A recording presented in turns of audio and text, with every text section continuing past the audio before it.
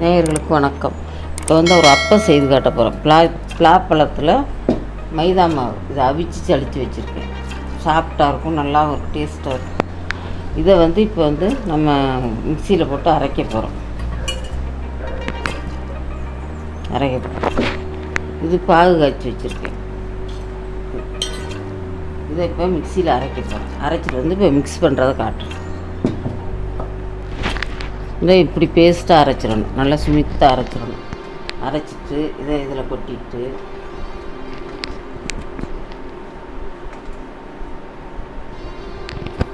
இதில் ஒரு டம்ளர் மாவு போடுறேன். போட்டு கொஞ்சம் பாகு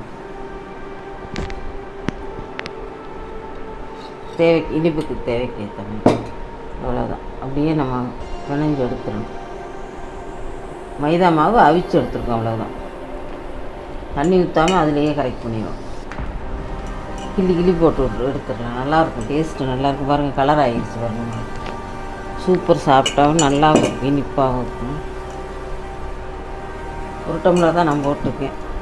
தேவைன்னா இன்னும் கொஞ்சம் சேர்த்து அரைச்சிட்டு, ஏன்னா இந்த பலாப்பழ டேஸ்ட் அந்த மனம் அவ்வளோ நல்லாயிருக்கும். அதனால தான் இதுலேயே போட்டுருக்கேன். கூட போட வேணாம், இந்த வாசம் நல்லாயிருக்கும். பாருங்கள், கொஞ்சம் நெய் விட்டுக்கும், டேஸ்ட்டு வேணும். கொஞ்சம் நெய் ஒரு 2 ஸ்பூன்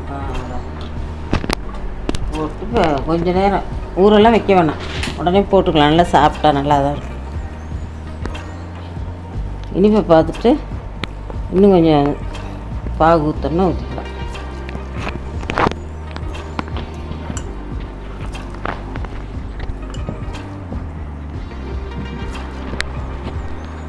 இப்போ வந்து ஆயிலில் போட போகிறோம்மா. இந்த நல்லா எல்லாம் கலந்து வச்சுக்கேன். ஆயில் ஊற்றி கடலெண்ணெய் ஊற்றுறேன்.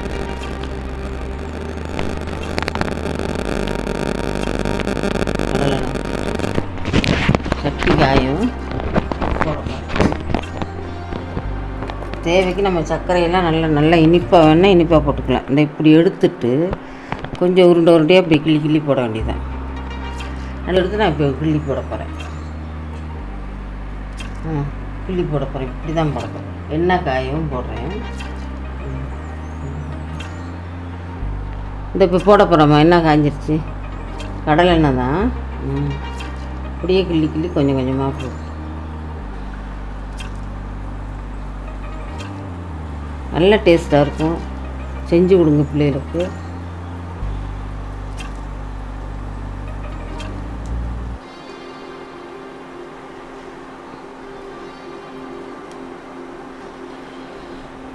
சுத்தமான கடலை எண்ணெய் இப்படி தான் பொங்கும்.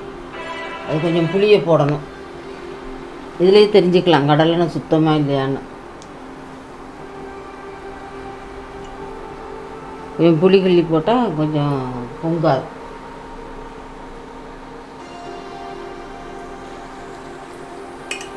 நல்ல வாசம் நல்லாயிருக்கும். இதுதான் கண்டுபிடிக்க முடியலம்மா எண்ணெய்களை. எல்லாம் கலப்படமாகவே இருக்குது. செஞ்சு சாப்பிட்டு பாருங்கள். சாப்பிட்டு பார்த்துட்டு சர்ப்ரைஸ் பண்ணுங்கள். அம்மா இன்னும் நல்ல ரெசிபியாக போடுறேன். கொஞ்சம் தவிர்க்க முடியாத காரணத்தில் போட முடியலை. அதனால தான் இப்போ டிலேயாக போடுறேன். இல்லைன்னா இன்னும் நிறைய போடுவேன்.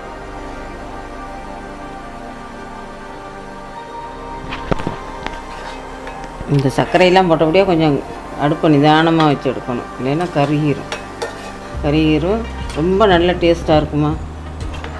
சாப்பிட்டு பார்த்துட்டு சர்ப்ரைஸ் பண்ணுங்கள். இன்னும் அடுத்த ரெசிபியோடு உங்களுக்கு சந்திக்கிறேன். இன்னும் நல்ல ரெசிபியாக போடுறேன். நானும் இதே போல் எல்லாத்தையும் போட்டு எடுக்க போகிறேன். இந்த பார்த்துக்கோங்க, வாசம் அப்படி வாசமாக இருக்குப்பா. அடுத்த ரெசிபியில் சந்திக்கிறேன்ப்பா.